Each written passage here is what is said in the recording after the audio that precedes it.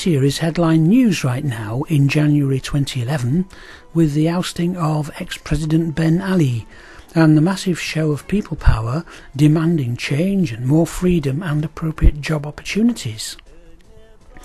So I've gone to my video archive and picked out some footage that I took back in the year 2000 just to show people something of the country, land and people.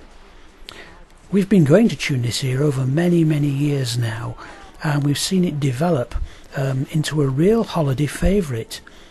It's one of those places that people fall in love with, and many Brits go back there year after year, as indeed we do. And it's not difficult to see the attractions of Tunisia. It has a lovely Mediterranean climate, a developed tourist infrastructure and welcoming, friendly people. It's also just that little bit more exotic than Europe is, but generally very safe and stable. The ousting of Ben Ali after 23 years' rule is a first for the Maghreb countries of North Africa, and the people have successfully protested against a one-party state and widespread corruption and a lack of opportunity for many ordinary Tunisians who are educated to French graduate standards. And my hope is for a swift solution to be found to fill the power vacuum after the departure of Ben Ali, so the country can move on in a way which brings more say to ordinary people and gives them real life chances. Monastery is the home of Tunisia's first president, Habib Bourguiba, who took power after independence from France in 1957. And this is his mausoleum, where he was buried with full honours in April 2000. This footage was taken immediately after his death, and we were able to enter the mausoleum to view his tomb. Ben Ali had seized power from Bourguiba 13 years earlier in a bloodless coup when the ailing Habib Bourguiba became too frail to govern any longer. So Tunisia has in fact only ever had two presidents since independence, Habib Bourguiba and Ben Ali. So, leaving the current political situation behind, let's have a look now at the country, which has an extremely long and ancient history behind it. Some of these Islamic tombs are centuries old, and Bourguiba's mausoleum was built next to this cemetery. One great historical site is the huge Roman amphitheatre at El Jem, about 1 hour inland from Sousse and Monastery, and it's estimated that 30,000 spectators could be seated inside, and the arena is 65 metres by 39 metres wide.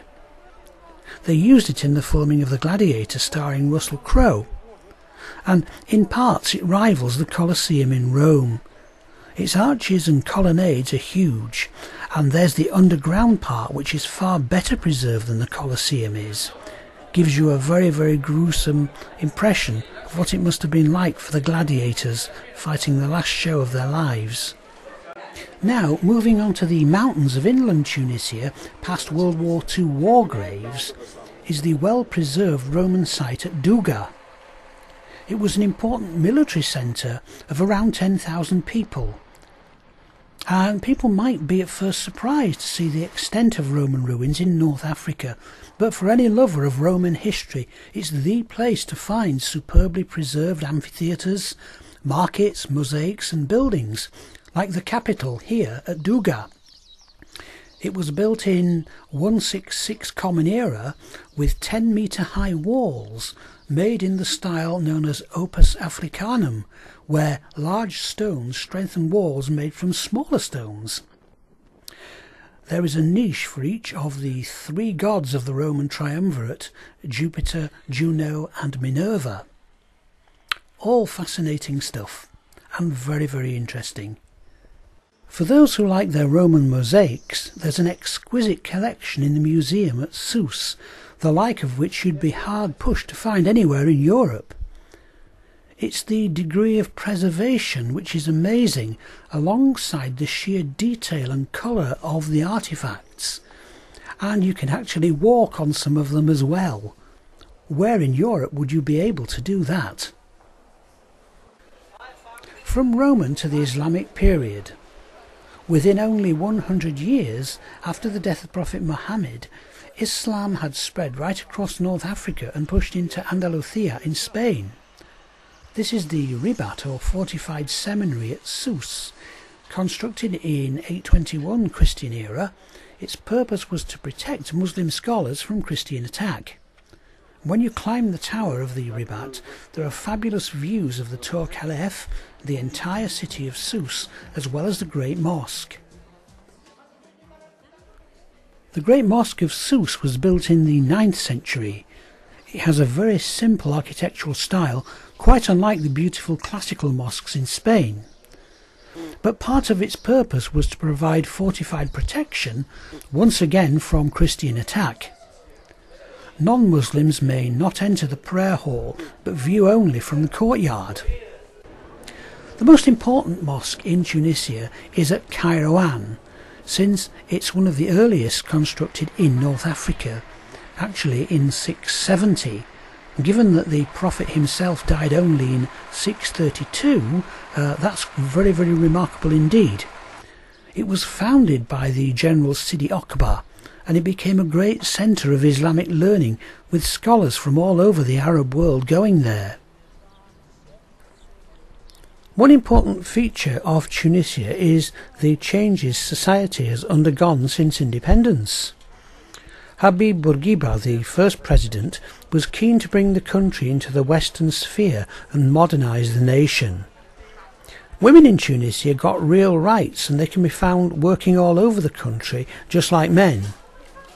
Fewer and fewer women are wearing the sifsari or hijab, and the youth are rapidly becoming secular and materialistic, just like we in Europe. The challenge for the new Tunisia post-Ben Ali will be to provide the right opportunities for the educated, unemployed youth. So, back on the tourist trail to Matmata, on the way down to the Sahara Desert. Troglodyte people have made their homes in subterranean dwellings such as this one, 2 or even 3 stories deep. They filmed part of Star Wars here, the disco scene in fact. The rock cave dwellings are extremely cool and protect from the burning summer sun. The surrounding landscape is often described as resembling the surface of the moon.